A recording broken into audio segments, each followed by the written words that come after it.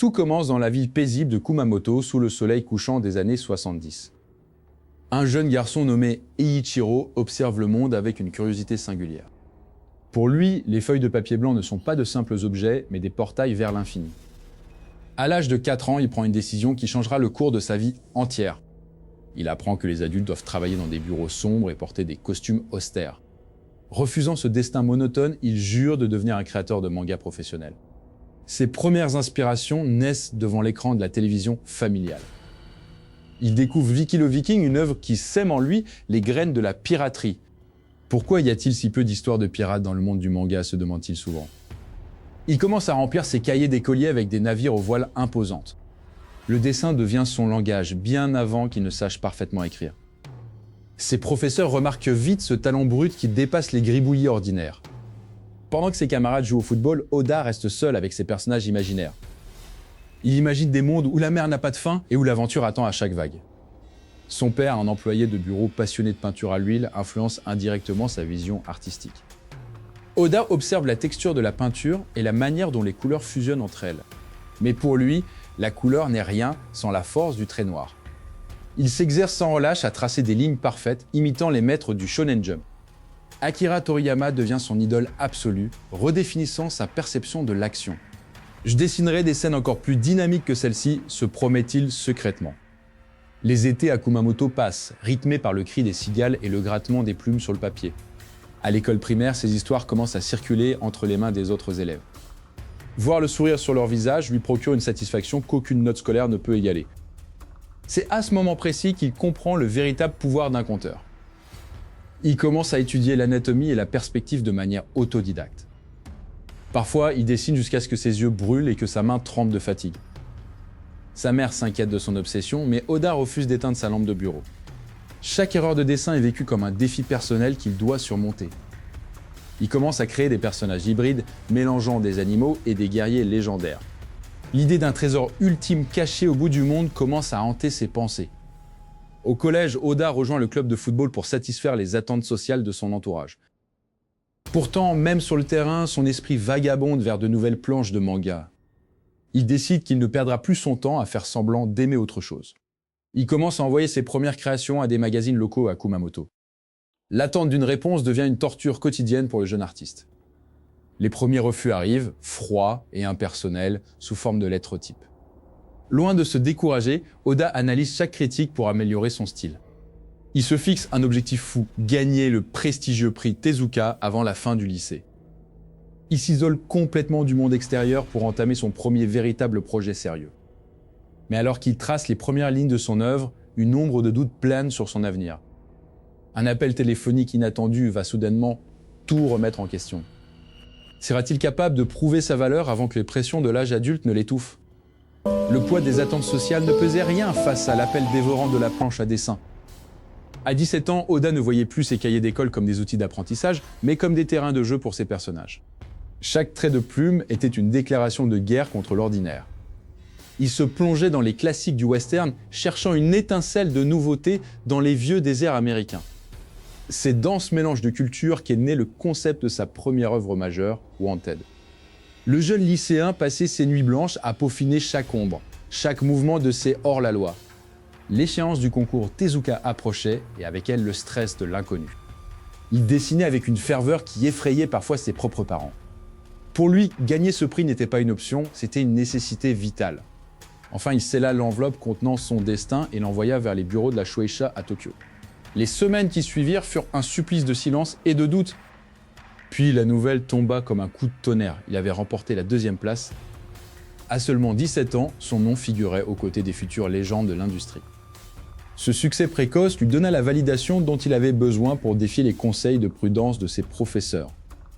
Il ne serait pas un employé de bureau, il serait le roi des mangaka. Cependant, le passage à l'âge adulte exigeait des sacrifices que le jeune homme n'avait pas encore anticipés. Quitter Kumamoto signifiait laisser derrière lui sa famille et le confort de ses racines. Le train pour Tokyo représentait le début d'un voyage sans retour possible. À son arrivée, la métropole géante l'accueillit avec un tumulte de lumière et de bruit épuisant. Il n'était plus le prodige local, mais un simple novice parmi des milliers d'autres aspirants. Sa première mission fut d'apprendre l'humilité en tant qu'assistant pour des auteurs déjà établis. Les journées de 20 heures devinrent sa nouvelle norme, brisant son corps mais forgeant son esprit. Il observait comment Shinobu Kaitani structurait ses intrigues avec une précision chirurgicale. Chaque conseil reçu était une brique supplémentaire dans l'édifice de son propre style. Mais l'envie de créer ses propres mondes devenait une démangeaison insupportable. Il commença à dessiner des pirates, un thème alors jugé risqué et démodé par les éditeurs. Oda, cependant, possédait une tête plus dure que l'acier de ses plumes. Il comprit qu'il ne s'agissait pas seulement de pirates, mais d'une quête de liberté absolue. Il retravailla ses personnages, leur donnant des silhouettes si distinctes qu'on les reconnaîtrait entre mille. Un jour, une rencontre avec un jeune éditeur du nom de Takanori Asada changea la donne. Asada vit dans les croquis d'Oda une énergie brute que personne d'autre n'avait osé exploiter. Ensemble, ils commencèrent à forger ce qui allait devenir Romance Dawn. Les corrections étaient incessantes, forçant Oda à redessiner des chapitres entiers en une seule nuit. La fatigue physique commençait à brouiller sa vue, mais sa vision mentale restait limpide. La publication de son premier one-shot dans le magazine Akamaro Jump fut un baptême du feu. Les retours des lecteurs étaient mitigés, certains adorant le style, d'autres le trouvant trop brouillon. Au lieu de reculer, Oda utilisa ses critiques comme du carburant pour perfectionner son univers. Il sentait que quelque chose de gigantesque bouillonnait juste sous la surface de ses idées. Le temps pressait car une place allait se libérer dans le prestigieux hebdomadaire Shonen Jump. C'était sa chance ultime, le moment où tout pouvait basculer vers la gloire ou l'oubli définitif. Il se souvint des promesses faites à lui-même sous le ciel de Kumamoto. Avec une main tremblante mais un cœur de lion, il posa le manuscrit final de One Piece sur le bureau des éditeurs. Les regards des juges étaient impénétrables, scrutant chaque ligne avec une sévérité glaciale. Soudain, l'éditeur en chef releva la tête, une expression indéchiffrable sur le visage, et demanda si Oda était prêt pour le chaos qui allait suivre. Face au regard perçant de l'éditeur, Oda sentit que sa vie entière allait basculer en une fraction de seconde. Le jeune homme accepta le défi sans aucune hésitation, portant déjà en lui l'immensité de l'océan. Il s'installa dans un minuscule appartement de Tokyo où l'odeur de l'encre fraîche remplaçait celle de l'air. Les années d'assistanat commencèrent auprès de maîtres renommés comme Shinobu Kaitani et Masaya Tokuhiro. Chaque trait de plume était une leçon, chaque erreur une cicatrice nécessaire à son évolution. Les nuits blanches s'enchaînaient tandis qu'il jonglait entre son travail pour les autres et ses propres rêves. Plusieurs de ses projets furent rejetés par le comité de lecture du Shonen Jump.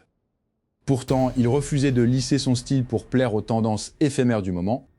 L'idée d'un monde de pirates commençait à hanter ses pensées les plus profondes. Il se souvenait des histoires de Vikings qu'il adorait pendant son enfance à Kumamoto. Oda dessina une version préliminaire intitulée Romance Dawn, un premier cri vers la liberté. Il présenta cette nouvelle vision à Asada, craignant un énième refus définitif. L'éditeur resta silencieux pendant de longues minutes en tournant les pages avec une attention inhabituelle. Ce n'était pas juste une histoire de pirates, c'était une épopée sur la volonté d'un homme. Asada finit par lever les yeux et affirma que le Jump tenait là son prochain grand succès. Une décharge d'adrénaline pure traversa le corps d'Oda, effaçant des années de fatigue accumulées. Le travail acharné pour la sérialisation commença alors sous une pression monumentale. Il planifiait chaque île, chaque personnage et chaque secret avec une précision chirurgicale. Il voulait que le lecteur ressente le vent du large à chaque page tournée. Le 19 juillet 1997, le premier chapitre de One Piece fut enfin prêt pour l'impression. Oda se rendit dans une supérette pour voir son œuvre sur les étagères pour la première fois. Il vit un jeune garçon attraper le magazine et s'émerveiller devant la couverture colorée. À cet instant, il comprit que son rêve n'était plus seulement le sien, mais celui de millions d'autres. Le succès fut instantané et d'une ampleur que personne n'aurait pu prédire. Malgré la gloire, Oda resta enfermé dans son studio, fidèle à sa promesse de donner le meilleur.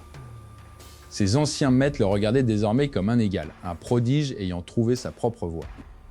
Le monde entier découvrait Grand Line, les fruits du démon et l'importance de l'amitié.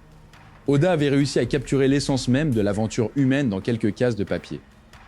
Les années passèrent et ce qui était un simple projet devint un monument de la culture mondiale.